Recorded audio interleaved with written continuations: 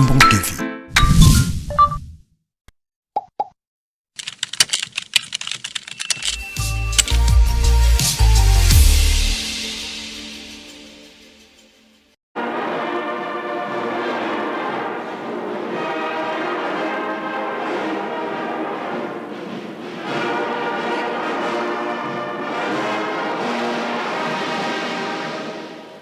Tusamba. Ensamu za mfumo wetu Yesu Kristo, Yesu la kwanza miwa seditu, ye untwari ya mwanda velela, bika wakalanga yetu tuka kwa yele mvu, se mwane mwanda velela. Amen.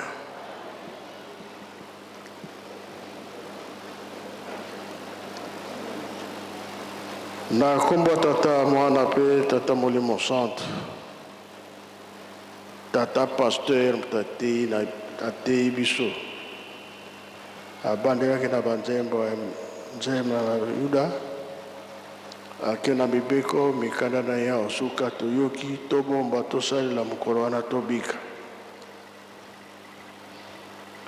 feti ya lelo feti ya bana banganga nzambe ebandeli toyokaka histoire lelo yo 100 ans ya lingomba si toleki yango tomoni ke lingomba aza na bana ya banganga nzambe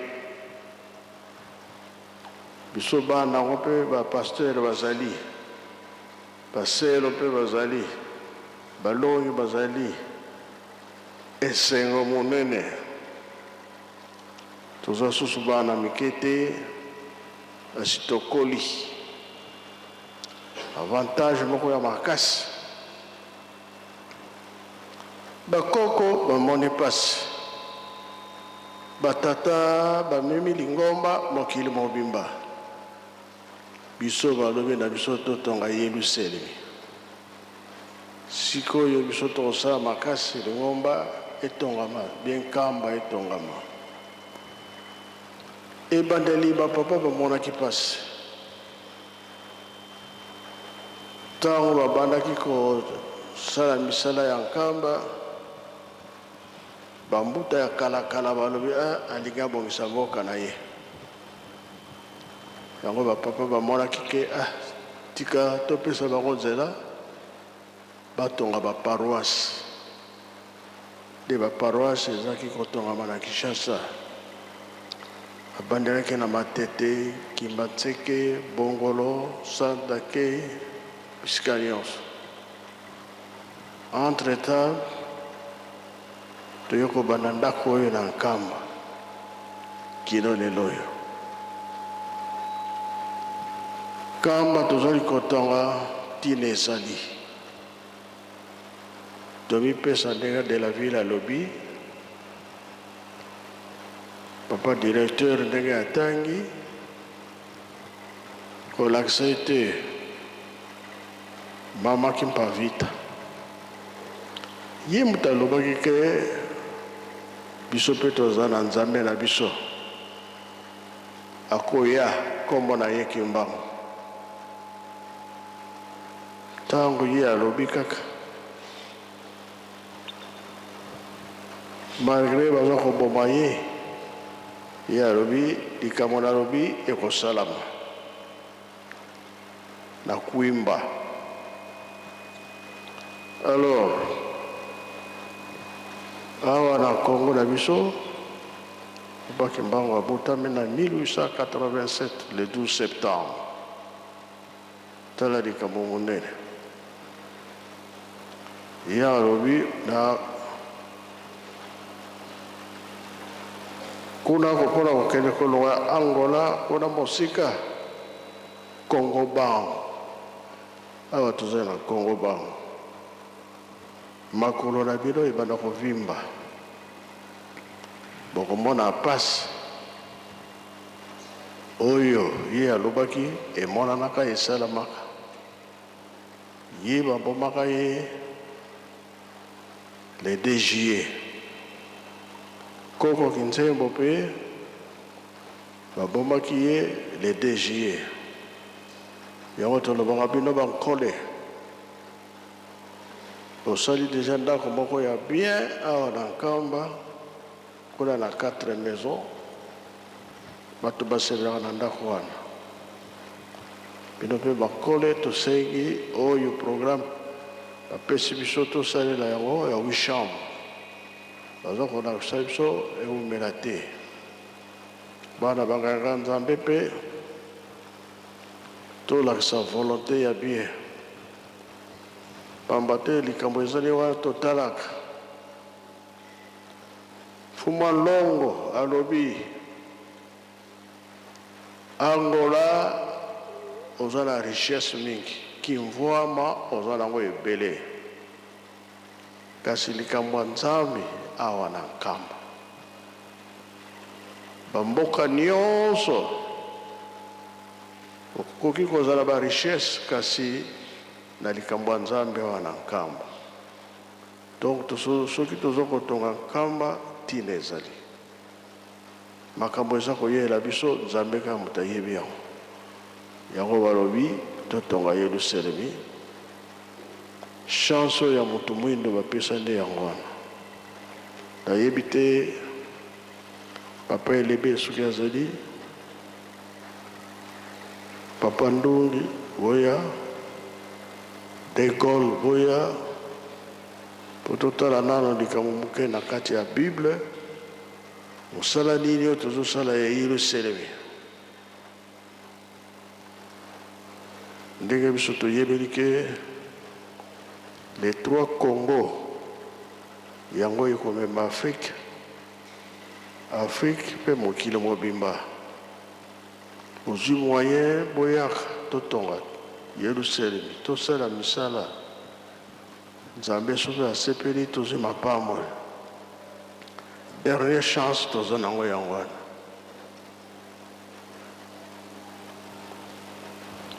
mingi baza ya kolemba me toyebi ntina biso tozosala misala na biso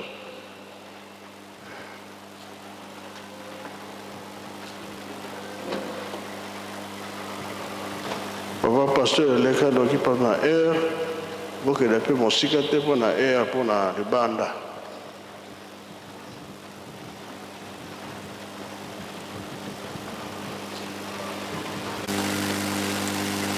Merci. Tata Boli Moussante, Mokonza Boule, Mokonza Lingomba, le repère Sabiso Maloba. Papa, de Tolandi, l'introduction na ye, après ça qui biso, Mokanda, Misala ya Bantoma, Mokapu ya Yambo, Nzela ya Motoba, Kino na Mwambe. Actes des apôtres, chapitre 1, versets 6 à 8. Totangi boye na komo na tata, ya mwana pe tata Molimo Santo. Bongo bantoma oyo basanganaki batudi Yesu. Nkolo, ezali na mikolo oyo nde okozongisa bokonzi na Israel. Yesu azongiseli bango mpona tango to mokolo etali bino te tata atia yango ndenge ye moko alingaki kasi Molimo Mosantu akokitela bino bongo bokozwa nguya mpo bokende kosakola sango na ngai na Yerusalem na region ya Yudea mpe ya Samari mobimba ti bipai nyonso ya mokili na komo na tata na mwana pe tata Molimo Santu na komo na tata na mwana pe tata Molimo Santu tolandi exhortation oyo nkolo auti kopesa biso pe totangi mokanda oyo apesaki biso Actes des Apôtres chapitre 1 verset 6 à 8 na mokanda wana ezali masolo ya nkolo Yesu yambo ya ye kobuta na lola takokabwana na bantoma nde batu bayekoli batunaki ye motuna na ntina na bokonzi ya Israel pamba te biso nyonso bato likambo ezalaka na biso pasi kaka bokonzi ya nzoto oyo nzoka nde ye nkolo azali kolobela bokonzi ya nzoto te ye azali kolobela bokonzi na molimo atako ya nzoto ekoya nsima yango nalobaki na bango ete eloko ya yambo eleki malamu esere na bino nde bozwa nguya ya molimo santu mpo te yango ekopesa bino bokasi oyo ekokangola bino mpo te bokoka kotambola bopesa sango na ngai na Jérusalem na Jude mpe na Samari ndenge tokoki kotanga yango na nsima bokokende yango na mokili mobimba eyano wana ezalaki mpo te akoka kosembola bango makanisi na bango oyo etalaki mingi ndenge tolobi na makambo oyo etali ya bunzoto kasi aye kobakisa bango te mokolo wana bokonzi wana moto adeterminaki yango selon volonté na ye ezali tata nzambe ye moko ezali mpo na bango koyeba te na bango l'essentiel ezalaki molimo santu mpo te esunga bango ndenge biso nyonso mpe esenge na biso tozalaka makasi towelaka nano molimo santu mpo te efongola biso mayele efongola biso mémoire mpo toyeba kosala mosala mwa ye batata bamama mpo na nini nguya ya molimo santu ndenge nauti koloba ete efongola biso mayele parce que soki molimo santu ekitelaki nguya nango nguya ya ye ekitelaki batoma te nde bakokaki kozala na courage te parce que babomamaki bakangamaki na kati na bandako yango wana esenge na biso tozala kosengaka mpe mingi nguya ya molimo santu mpo ete yango ekokotambusa biso bisika nyonso biso tozali kolobela likambo wana na ebandeli mpo na nini pamba te mokanda na nzambe na 1 Jean chapitre 1 verset 1 elobi na biso esengeli toyebaka makambo nini ezalaki na ebandeli ndenge nini likambo yango epesamaki na ebandeli esengeli toyeba yango ete makambo toyebaki dès le commencement oyo toyokaki oyo tomonaki oyo tosimbaki tokoka kobosana yango te tokoka kobema yango na esika tozali kokende batata bamama soki ete tobongoli makambo oyo toyebaki na ebandeli tokoki historique ndenge papa apesi biso yango makambo wana azali koloba na biso makambo na biso toyebaki oyo tomonaki oyo ndenge mosala yango ebandaki soki tobosani yango mpe tobongoli yango tokokende mosika te to tokobunga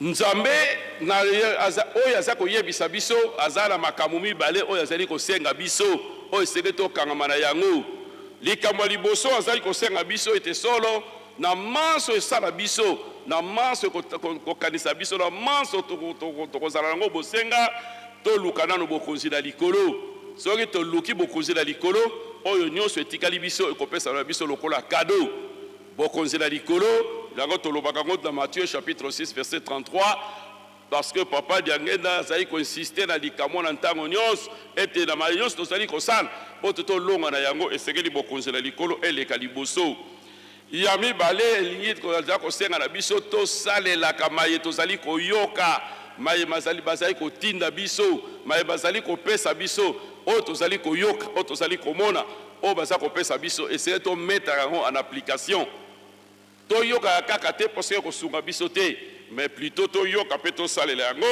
ndenge Jacques chapitre 1 azali koyebisa biso yango chapitre 1 verset 22 batata bamama tata abandi introduction na histoire mpo na nini esengeli na biso toyeba histoire ya solo batata bamama soki moto ayebi histoire na ye te soki moto ayebi bokoko na ye te akoki kosolidifie boyokani katikati na bango te esengeli bamboka na biso misato oyo Congo Brazzaville Congo Kinshasa Congo Brazzaville Congo RDC toyeba bokoko na biso toyeba source na biso toyeba historique na biso ebandaki ndenge nini ekomi ndenge nini etozali kokende nango esika nini po soki toyebi kosolidifie bondeko na biso te toyebi histoire na biso te ya solo kozala na biso pasi makambo tovandeli awa tata uti koloba ebandaki na Congo Kinshasa Congo Angola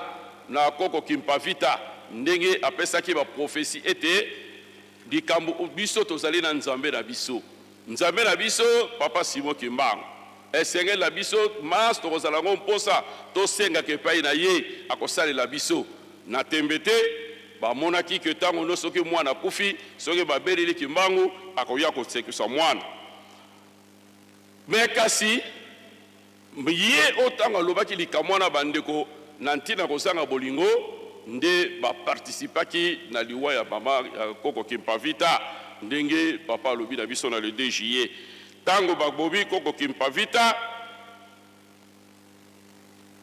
alakaki bango te likambo ata bobebisi yango bokolandela yango na Kongo bango makolo na bino ekovimba ndenge tolandi l'exposé ya papa ya solo balandaka likambo yango kino lelo awa na Kongo bango yango wana tomoni kobotama ya papa Simon Kimbangu awa na Kongo bango na mboka Nkamba yango tozali kosenga na bamboka oyo misato Congo Angola, Congo Brazza na RDC oyo esimbi likambo oyo biso tovandeli oyo ezali socle ya kimbangisme ndenge nkolo Yesu alobaki ete tango bokozwa nguya Molimo Santo bokozala batémoin na ngai na Jérusalem na Samarie pe na Judée lelo epai na biso lelo mpe ezali bongo le tango likambo Molimo Santo ekoya ekosocle nango ekozala na Angola, Brazzaville pe na Kinshasa sika comportement na biso ekozala ndenge nini mpote likambo ekosalama ote likambo ebimisa mbuma kitoko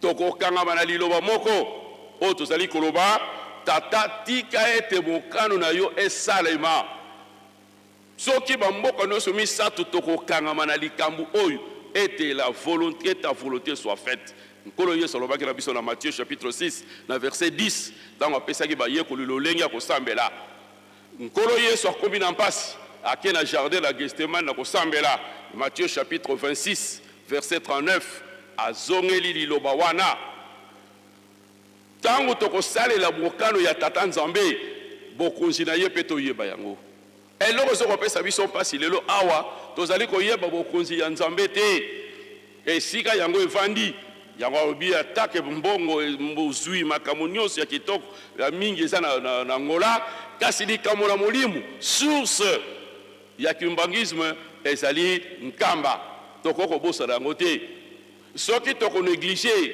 Nkamba tozali komi bosa na biso moko parce que babi soki tosala histoire apesi biso ndakisa traite de noir tango Léopold II bazali konyokola bakoko na biso koteka bango makambo ye kosila tango papa Simon Kimbangu abotami na le 12 septembre na 1887 nde traite de noir esilaki ezali kolakisa libération na biso papa Simon Kimbangu abotami na mboka oyo mpote libération na biso ezala po tozala malamu esika na biso regard na biso miso na biso matoi na biso ezala orienté na Nkamba na source de source pote toko koyeba makambo nini ekoyela biso lobi soki tobosani histoire na biso te babi un peuple sans histoire azali voué un échec azali lokola nzete oyo ezangi misisa ekokotelema te soki tobosani histoire oyo papa uti kopesa biso eloko nini tokolege na bana na biso parce que tozali komona lutte ndenge tokomi nango surtout ya réseaux sociaux ndenge ezali kotransforme makambo ndenge ezali kotransforme bainformation alors soki biso baetoza lelo na lingomba ya kotelema soki toyebi histoire te tokolege nini na bana na biso donc tokozala voué un échec parce que solo espoir ya monde ndenge toloba kimbangisme ezali biso église kimbangiste soki biso tokwei mokili mobimba tokwei mabota nyonso mémoire etengeli bamboka nyonso misato totya na mongo na bongo na biso ke likambo oyo ya kimbangisme biso bamboka misato fo tolongisa yango tolongola nano bonzoto biso tozali boye kokabwana koswana koyinana soki biloko wana ezali kokota mingi na kati ezali bunzambe te ezali makambo ya mosuni lelo ekomema biso mosika te yango wana batata bakabama biso bato tokomi lelo tozala baporte parole tomema de nzambe alingi kati na biso ete toyeba bokonzi ya nzambe toyeba bokonzi ya papa Simon Kimbangu toyeba bokonzi ya Molimo Santo maye tozali kosenga po tokokisama to mettre en application oyo bazali kosenga biso soki esika tokokende tokosalela bongo ndakisa oyo basengi biso batindi bazali koloba makambo ya bandako soki toyebi kosalela yango na lolenge na timing bapesi biso makambo nyonso tozala yango mposa ekozala na biso elongo kasi soki tokoyeba yango te mpe tokosalela yango te tokosuka na koyoka awa mpo tobimi na premier poste totiki yango elonga epai na biso ekozala te alors chute ya biso ekozala makasi toyebi te nani akoya koreleve biso parce que te ekeke ya suka tozala yango oyo ko tata molimo santu na telemi wana na komba tata mwana pene Tambe tata mwana tata molimo santu tata molimo santu merci pour na maloba toti kolanda likambo moko ya motuya monene tata mokonzi ya bole mokonzi ya lingomba auti koloba na biso na mokolo mwa lelo boyo bakomaka fo bokoma date et bogarder yango avec le plus grand sérieux auti koloba boye botonge nkamba Yerusalem ya sika ezali la dernière chance de l'homme noir. Prenez ça avec le plus grand sérieux. Comment date ya lelo alobi yango à l'occasion ya bafete oyo epesameli bana ya banganga nzambe lemisa ngai nazalaka toujours na souci ya histoire e ya kokoma makambo ya badate botonge nkamba Yerusalem ya sika c'est la dernière chance de l'homme noir. Prenez ça avec le plus grand sérieux. Alobi yango lelo batata ba mama ba Congo misato yo Congo Angola Congo Brazzaville RDC ezali na programme ya tata nzambe tozali kolanda yango na mabondeli ya batata na biso e batata na biso misato bazalaki toujours korepete likambo wana bakongo misato oyo ezali na programme ya tata nzambe. Et pourquoi? Parce que mon canana nzambe elobi na biso na Apocalypse chapitre 21 verset 16 va déterminer parce que epesamelaki nkolo yesu apesaki ange akoka ba mesurer Yerusalem na sika étendu na yango eutaki na lola ba mesuraki ba bongisaki yango ekiti ba ebisi biso kuna balobi étendu nango ezali ya 12 000 stades na mesure wana et ba scientifique ba pesibiso ba précision que 12 000 stades il y a longueur ça fait 2200 ou 2250 kilomètres de longueur et ça a forme ya carré. La Bible précise tout ça et ça l'était que vous fabriquer non, la Bible précise. Et puis 2250 km soko longwe awa nankamba nanzela ya passion o ya papa Kimbango ça fait plus ou moins 45-50 km. Kinshasa ça vous fait combien? 250 km. De Kinshasa à Lubumbashi 2200 km précise. Alors bayebisi biso balobi superficie nango c'est plus ou moins, pas plus ou moins, 6 millions de kilomètres carrés. Et 6 millions de kilomètres carrés, wana, ezali au Kamati, Angola, c'est 1 246 700 kilomètres, précise. Mais arrondissaka yango na 1 247 millions de kilomètres carrés. RDC, c'est 2 345 000 kilomètres, si vous voulez, plus 400 kilomètres. Donc, arrondissako babenga kaka 2 345 millions de kilomètres. Congo-Brazza, c'est 342 000 kilomètres carrés. Soko kamati mboka wana nyonso to osangisi yango. Papa Dialongana na papa Diangena bazako yebisa biso que bakobana ko pousser même océan pour na ko tonga kaka nkamba Yerusalem na sika.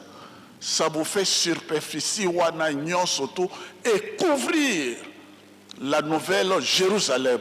Tango yango ekotongama na 3/4 ya science ya technologie oyo nzambe akotia na kati ya mokili. Ba ville actuelle ba makambo nyonso tozomona yango encore 1/4, mais na 3/4 nzambe akosala la plus grande, la plus mégapole oyo etongama nano te na kati ya mokili.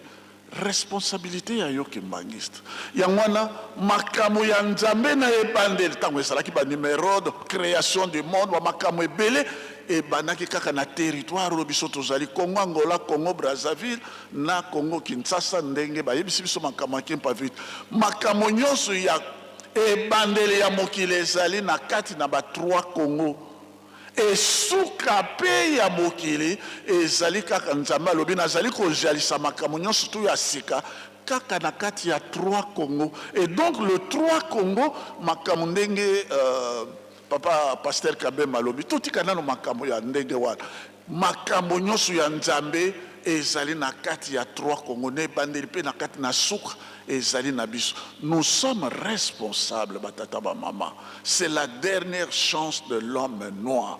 Nzambe kamati di kamowana ayeko pesa yango epai na biso. Mpo ete biso tozwa lipamboli. Mpo ete biso to bebisa na paradis terrestre. Tozongela yango lisusu te.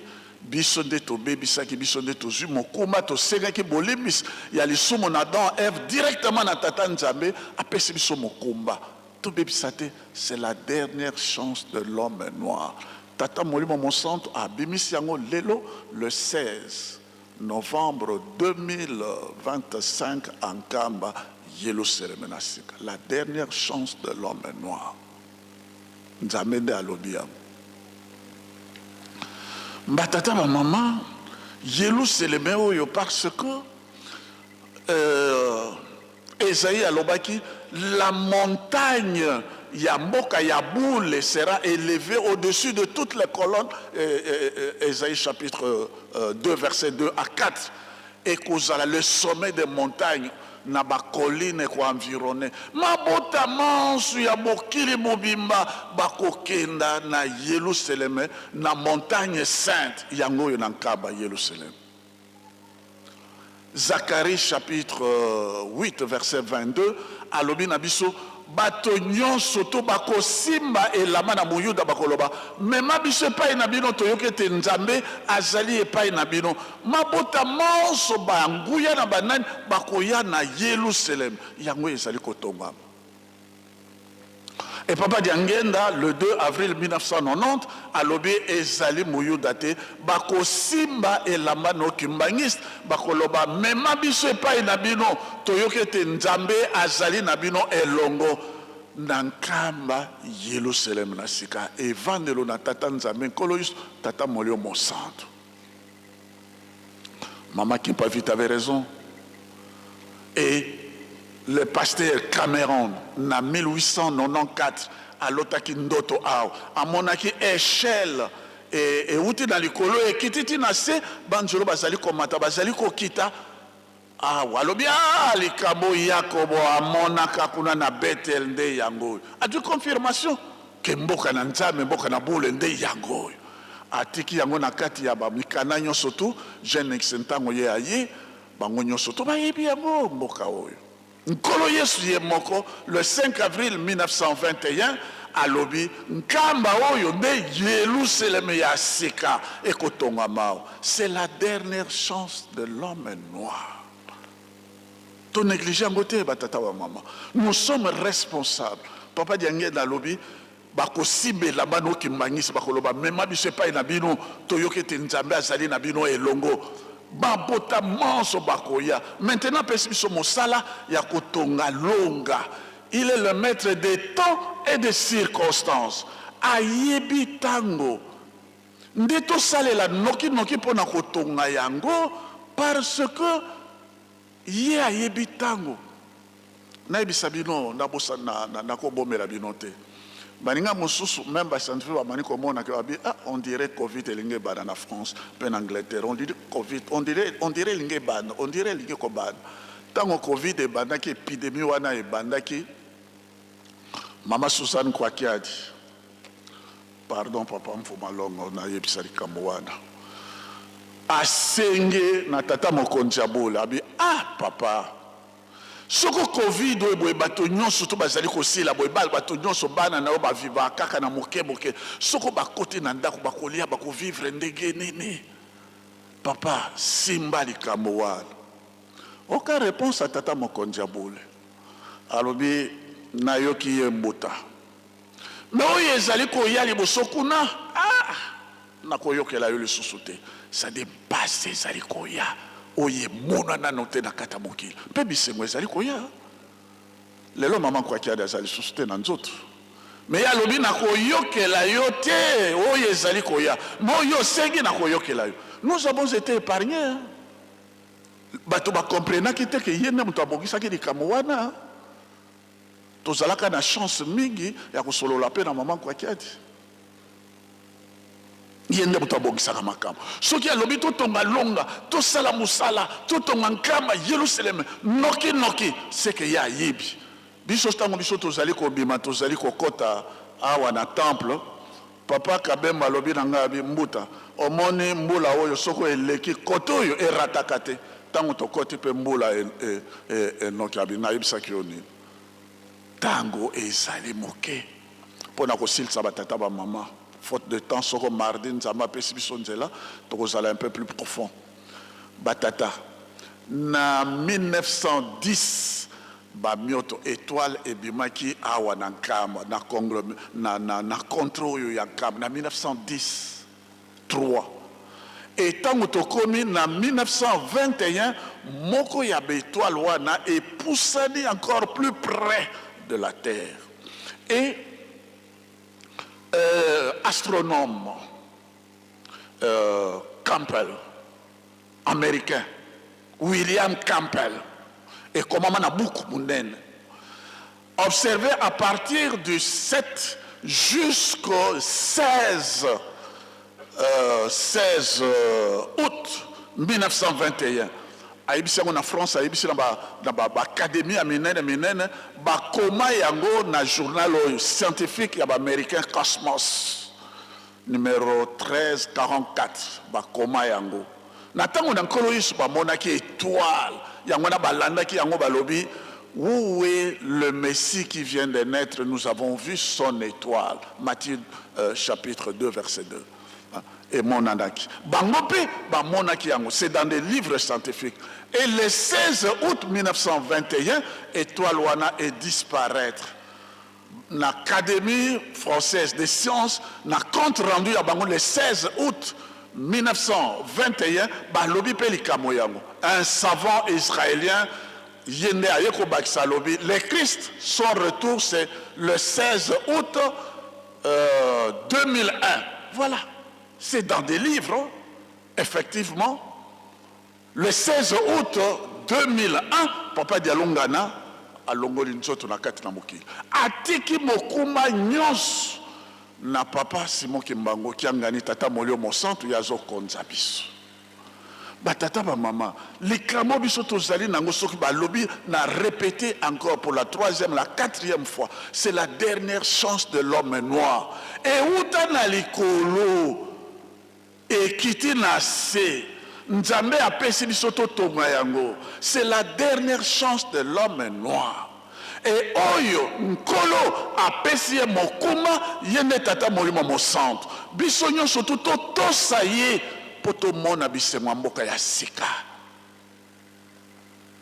soki totosi te 5e génération ekozala te soki ozwi te ndenge Eli alobaki na Élysée soki ozwi te okotikala jamais kozwa trop tard na mbala oyo soki biso tozwi te c'est fini 5e génération ezali te boye bazalaki kokenda kozonga te 4e génération suka nde na makambo yoyo nakobotama na 1918 nakobotama na 1951 c'est la dernière chance de l'homme noir na kombo na Tata Mwana Tata Molimo Santu.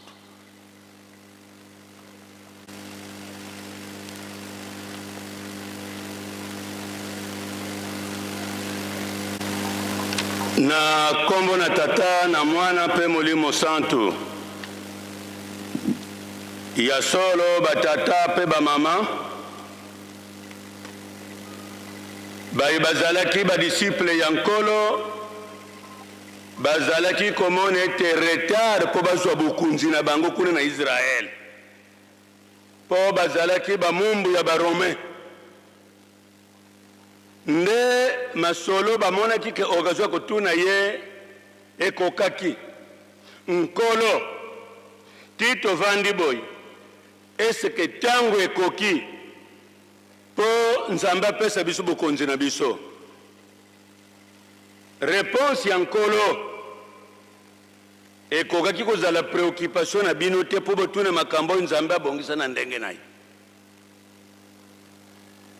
Nzambe mutu ayebi tango mokolo kasi tango bawumelaki amonaki ete bango baeshuwaki. Soko tangi na Matthieu chapitre 21 verset 43 kuna nde mokonzi Yesu Christ alobaki clairement bokunzi ya nzambe ekolongwa kati na bino pe ekopesa mana libota mususu bakobimisa mbuma na yango. Biso banso tozali témoin. Pape Jean-Paul II alimbulaki likambo ke nzambe oyo akela lola akela mokili oyo azali mutu mwindu. Dieu est noir et Jésus-Christ est africain. Cherchez-le au nord de l'Angola. Zwa carte d'Afrique, tala Angola, tala Nkamba. Automatiquement, vous allez convaincre que Nzambe Tata Mwana pe Molimo Santu bavandi awa na Nkamba. Tito Vandi nde tozako zelete Tata Molimo Santu azako mona deja bilaka na ye. Il faut mbele alati sabiso nguya ndenge tovandi boy. Soki totosi ye malamu ye akofungulela biso Nkamba na Molimo ezali ya kotongama. Batata na biso basengaki na papa ya ngenda temple oyo soki kiti na biso moko na misala ya mabeto zanango tokokota na temple wana ndenge nini totonga kaka bapesa biso mapambole. Papa ya ngenda encore jeune atalisaki ba camarade na ye ya ba jeu Nouvelle Jérusalem oyo toza kozanga komona na miso. Likambo tosengeli kuyeba ete dirigeant ayemba kinzembo boko palangana bipai binso. Esika tokozanga kokende na ordre ya Tata Simon Kimbangu kyanganiza te. Mokili oyo ezali ya ye. Lola pe ezali ya ye. Biso tolongola nde orgueil. Tomitia ba mumbu ya Tata Simon Kimbangu kyangani. Israël basuka kina 1961. Libota oyo ekende sangu libota ya nkolo Yezu. Na 1961 bakokisaki mbula misatu mobimba mbula eza konoka te, milona nyonso eza kozika. Me ba juif bayebi Nkamba, ba juif bayebi Nzambe ndenga vandi boye. Mangomba nyonso basambilaki po mbula enoka 3 ans durant ata litanga moko enoka kite. Invitation eyaki na église kimbangista. Biso tozana likambo ya monene. Tokoki ko négliger yango te. Tango ba invitaki délégation kimbangiste. Bango ba yebi parfois tokosala un mauvais choix que wana tokozwa ba kimbangiste te. Baya mbala moko te na Jérusalem de Judée. Bakomela na Tel Aviv, ngomba ya avril, parce que avril date bango babimaki na Egypte. Délégation kimbangiste ekomi na Tel Aviv, batindaki ministre Madame Golda Meir na ministre Mendes, bango mibale. Tango bayambi bango, est-ce que bino réellement bozali une délégation de l'église kimbangiste? Oui. Où est le chef spirituel? Batali si papa d'Angenda bango bakamwi, oh, il est encore trop jeune. Est-ce que oya koko zala mwana tata Simon Kimbangu? Ti oui, solo mwana na ye. Bobi misaba preuve, pesa passeport. Papa d'Angenda azalaki kotambola esika nyonso azali na mikanda na ya l'État. À brandir passeport.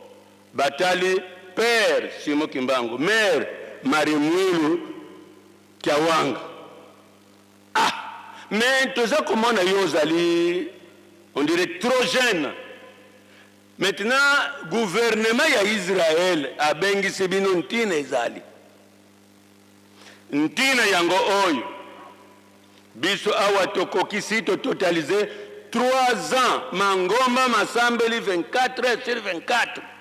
Mbule zolemba na konoka. Yango po ba juif ba yebi esika likabu na bango ekende ki ezali. Yango to invité église kimbangiste. Soki bino délégation oyo bozali église kimbangiste. L'état za kozila. Lelo tango bokolala wa bobongisa na butu kaka oyo mbula enoka. Soki enoki bokomi réellement bapaya ya gouvernement ya Israël. Soki enoki te lobi kaka bokokanga bisaka bozonga na bino. Ah, ba mama ba tata likabo tozanango eza ya ko négliger te. Tomi kitisa liboso na papa Simon Kimbangu kiangani poto zwa ya bongisi libiso. Papa D'Angenda bayebisi eke bono kisambula. Poto yebi lingomboyi. Soki enoki te aloboza ba kimbangiste te. Peut-être moi délégation de certains farceurs bakanisi ke baya na place ya église kimbangiste. Bon, kokoma na bapokwa po balala papa D'Angenda atuni na etonga na ye. Bomoni esika toyi. Tokomi na test ya munene. Bango batuni. Papa sika wani. Kabila bana na yo mbula kaka basengiti. Biloko nyonso wana biza biloko na yo. Mbula kaka soki mangomba kuna balemba ni biso pe tolembana tozongela bongo. Bango bazalaki na mayele bayeba kike papa D'Angenda azali nzambe. 100% Dieu et 100% homme. Ndenge kaka toza komona tata na biso ndenga vandiao. 100% nzambe et 100% mutu. Nini yaki papa lobi tosala beko toute la nuit tobondela. Bango ba lobi papa bisto kanisi to yawa to lia mwa pomme de terre na bisto pemi sanzoto. Ozome mabiso lisusu na babeko. Papa biso mutu na mutu kulala na isika na ye yona butu oyo nde pesa bango mbula. Bambuta na biso ndenge balobaki tango basirisi kolia bakomi fatigue mutu na mutu na isika na ye ake kolala na ye. Papa pe atikalaki na isika na ye. Ba mama na batata 3 ans ya absence ya mbula.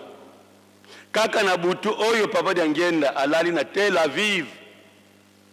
Kokoma na 3 heures du matin likolo nyonso yindi. Ah, voilà. Kokoma kaka na minuit parce que mbuta pe alandila ki yango totanga kamingi. Faut toujours s'informer.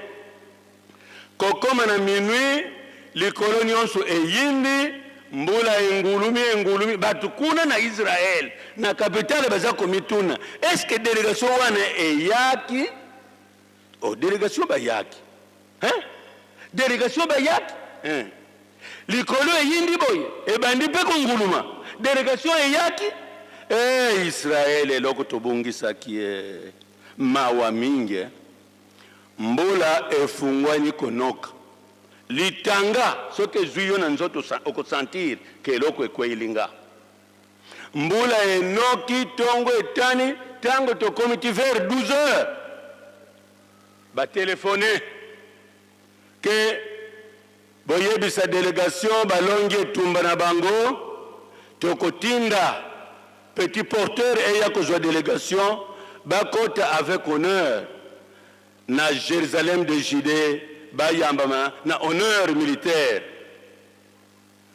papa Diangenda na bana na ye bakite kikuna balatisaki ye tiare mwa chapeau ezalaka lokola mwa bere elingaka kaka na dikosi awa tango batie yango na mutu badeklare ke banda lelo papa Joseph Diangenda okomi membre du comité international pour la reconstruction de Jérusalem. Yasol bapesaki mwa kado ya enveloppe mbongo wana babandilaki misala kotonga hôpital Kimbangiste de Kimbanseke. Bamama batata ata batu bakosala des ordres ça et là. Angola, RDC, Congo Brazza, tosimbana. Parce que même mokonzi Yesu Christ atangi bamboka baye kuli bakokende kosala campagne d'évangélisation. Batela kimondimi na yo malamu malamu po dirija yemba kike boko palangana bipai binso kasi tia elikia ete okosala musala ndenge balaka kiyo mena mokili mobimba. Donc ba mama na batata tango oyo papa Simon Kimbangu kiangani bandra kumususu otozozanga komona yango za kulukete etonga mape physiquement ndenge tozomona temple pona nini mokili mobimba lingeninga na bayako luka biso na yo. Merci ba mama batata surtout biso bana ya banganga nzambe bozala nde ba successeur valable ya biso batata na bino po biso pe tozalaki ngai tata na ngai azalaki diacre tata diacre Louis Mayilu ateya kinga malamu yango ngai pe bana naza kusala makasi malgré kokoko longola motema te au greffe mais en tout cas bana ya banganga nzambe bozali banganga nzambe ya demain soki papa talisi esika ke boko tonga wana boko wela weleloko wana na biso batata boko leka na biso batata pe to contribuer mbangu biso pe esika batu banso bakotonga bandako papa zako luka po ayebete akoyamba baroi ba président bakonzi ya ndenge na ndenge bakoyana nkamba bakoya koluka yenza ambeto zanayi. Merci ba mama batata misala mususu misa kozela biso longola doute na motema na yo ndrimela papa Simon Kimbangu kiangani na mokili mobimba bazali babalete lokola ye na kombo na tata na mwana pe molimo santo. Merci babuta bokeno vanda. Tozona esenge komona bana banganga nzambe tozali ebele na Angola, RDC, Congo Brazzaville tuyebike makambo mingi ekangisi biso tozala ya koyokana tosimba mosala oyo batata batikeli biso kobota baya papa Kimbangu tuyebike na Angola ba portugais baza kosomba bato awa na Congo ya kati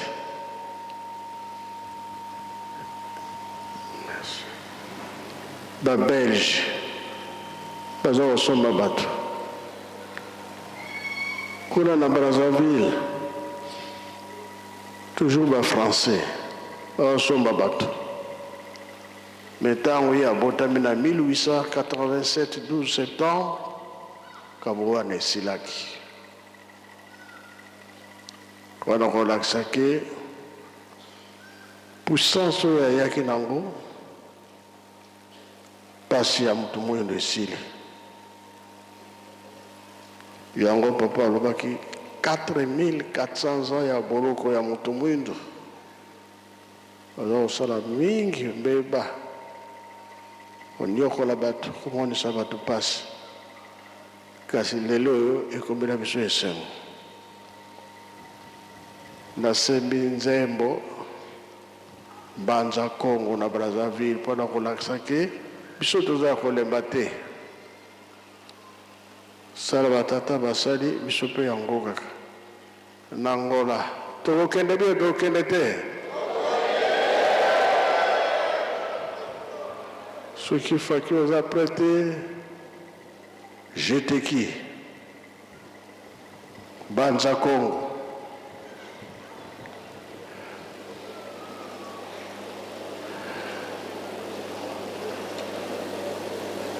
faki ozala na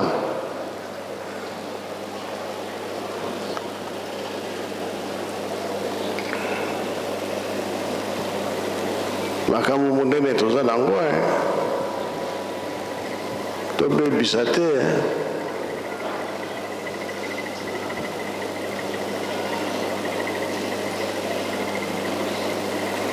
tosala noki bazozela biso na libanda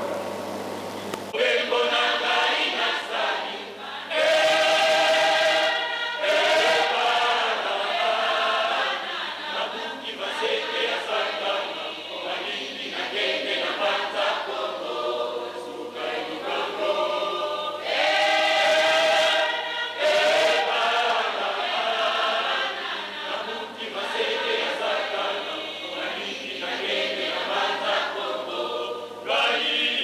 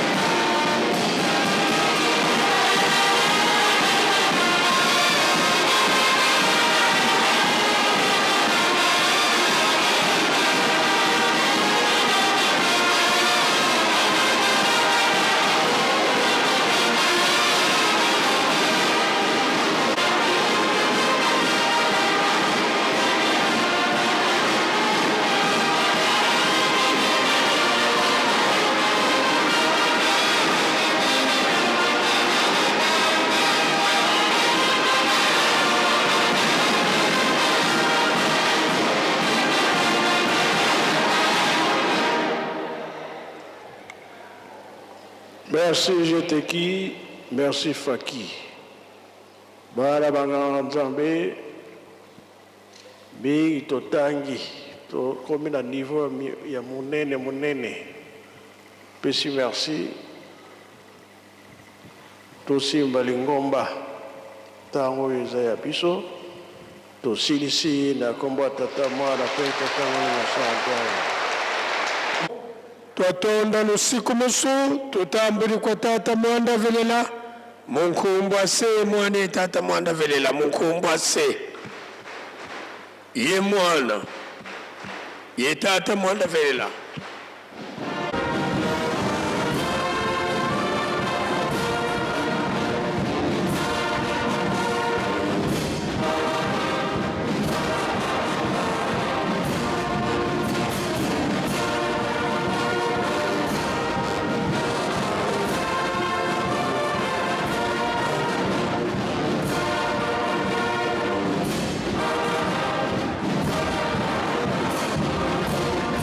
Bonjour la famille, bienvenue sur Masolo Kimbang TV. Suivez-nous sur YouTube et tapez Masolo Kimbang TV.